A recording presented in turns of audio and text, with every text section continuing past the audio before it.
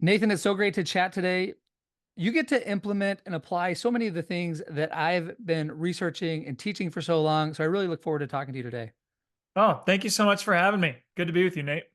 You've had an incredible run. It's fun to watch your career from a distance because you're always doing new, cool things. Uh, you've been coaching executives for a while now.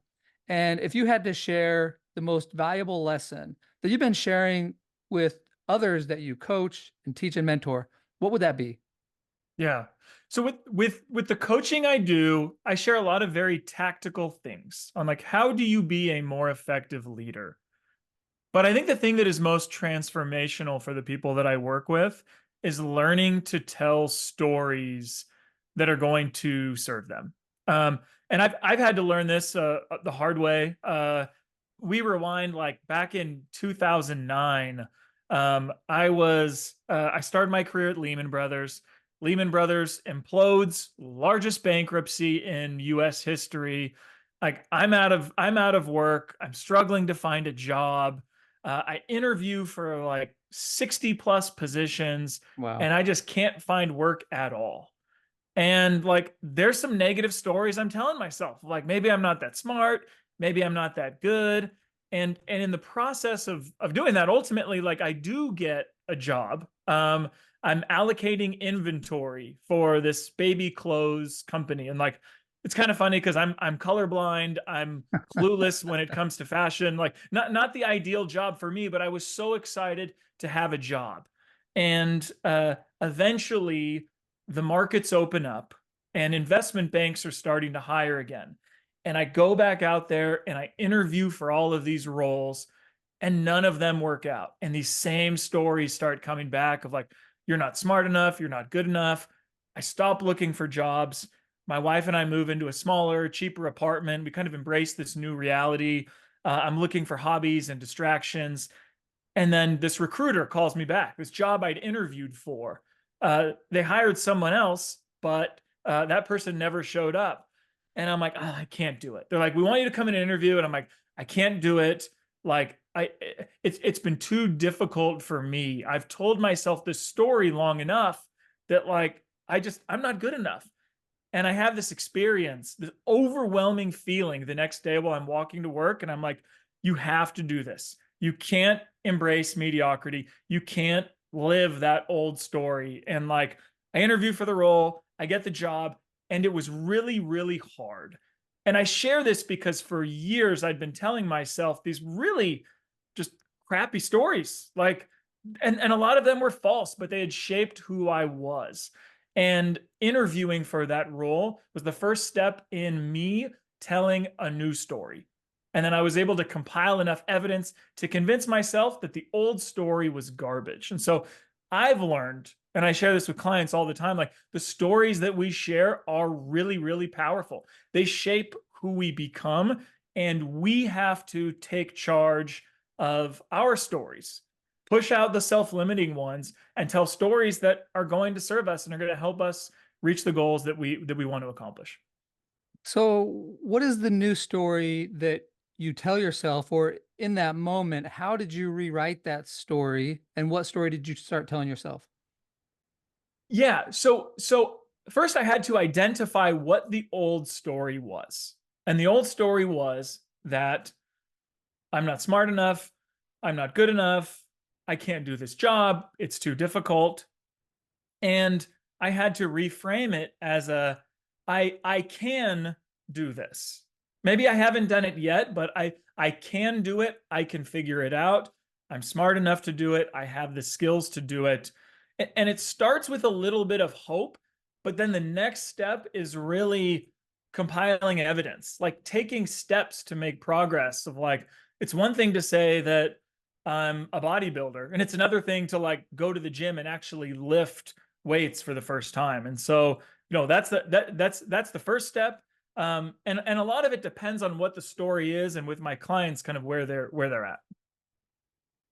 So, I've got so many things running through my head right now, and most recently in my leadership class, we were talking about creativity, Yeah. and so many of the students have bought into a story about themselves that they're not creative. which is funny when you think about it, because creativity could be anything from I like to dance, I like to paint, to I like to brainstorm, I like to write. Like there's so many Mm, things that you can do that would be counted as creativity or as creative, I yeah. guess. But it's easy for us when we fail at one of those, or even feel like we're not even good at one of those. I don't draw, therefore I don't draw well, therefore I'm not creative. Yeah. But people tell themselves this story, they're not creative. And so for the last week, we've been doing exercise and basically showing them that they all are actually really creative, some in different ways, but so often the key to creativity is just persistence. That's really what so much of creativity comes down to. And so it sounds like that was one of the things you were learning is just the importance of reframing your struggles into, I can't do this into, I can't do it yet, but I will be able to. Yeah, absolutely, absolutely. It's funny you bring up creativity. I mentioned I'm colorblind, and like that's a story that I told myself for years, and I have this experience when I'm a kid that drove that home. I think a big part of this too can be, and this is a word I really hate, and I might get in trouble for this, but like authenticity, I think can be one of the most toxic words Yeah. of like people are like, that's just who I am, or that's just me, or I'm just not good at that. And that immediately you shut the curiosity off, the brain turns off, and like that's not the kind of authenticity that we're looking for. That's a very, very self-limiting thing. And like there's this quote from Paul Graham. He says, the more labels we have for ourselves, the dumber we are. And so like you want to, you want to limit yourself, like identify, I'm not good at this, I'm not good at that, attach a bunch of labels to yourself. It's so great to hear you talk about authenticity because in leadership textbooks, it will talk about some of the personality traits that are associated with leadership effectiveness, and authenticity is there like always.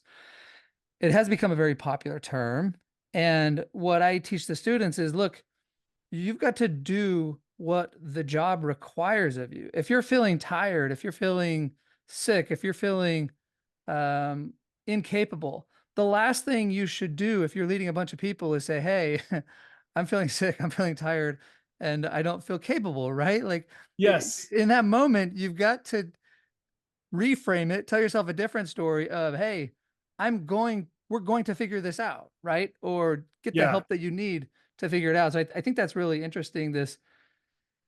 This definition of authenticity is important in how you think about it.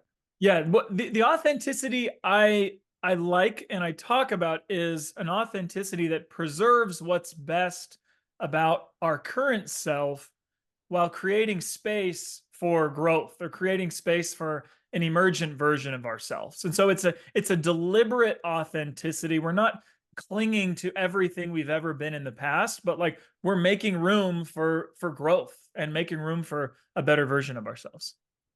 I was talking to an investment banker last week, former investment banker, and he was saying that he loves this frame about whether, are you an orchid or a weed? Are you an orchid that just needs the perfect soil, right amount of sunlight, right amount of water?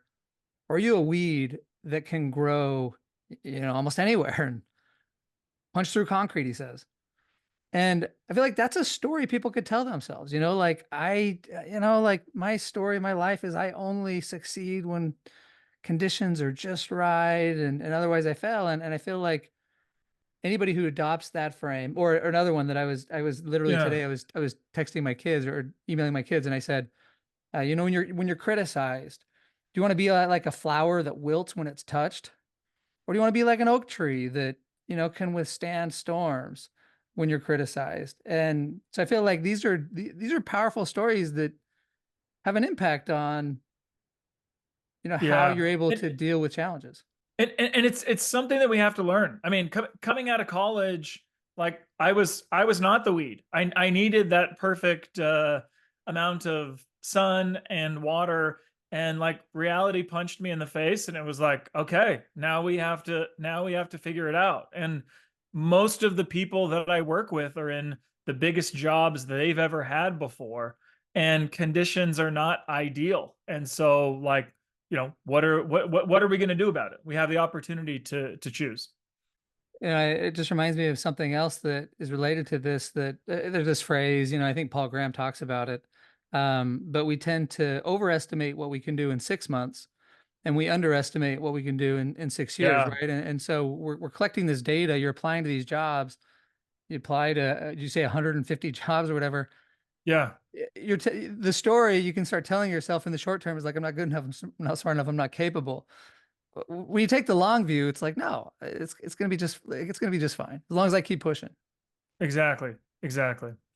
Well, I love this lesson. I love your perspective on this. Any other things you'd like to share on this topic as we wrap up?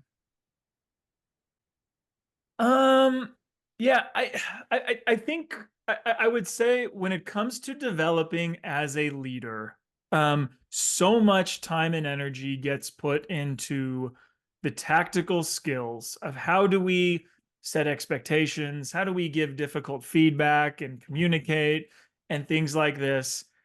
And I think we have underinvested in what I call our internal game. All of the stuff going on inside of us that other people don't see. The stories that we tell ourselves, self-doubt that we have, ego, and like that's where I spend a lot of time with people. It starts with telling the right story.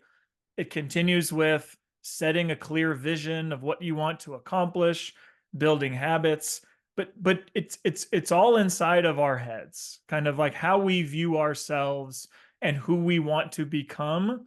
That's going to dictate all of the things we do along the way. And just we'll start building so much positive momentum that's reinforcing compared to when we're telling ourselves the negative stories that Mhm. are can be self-perpetuating and lead to the downward spiral. Well, Yeah. Nathan, so great. Love this lesson. Really appreciate you sharing some hard-earned lessons with me, stuff that I want to just continue to teach to my kids and reinforce with them and my students. So thanks so much for coming on today. My pleasure. Thank you so much, Nate.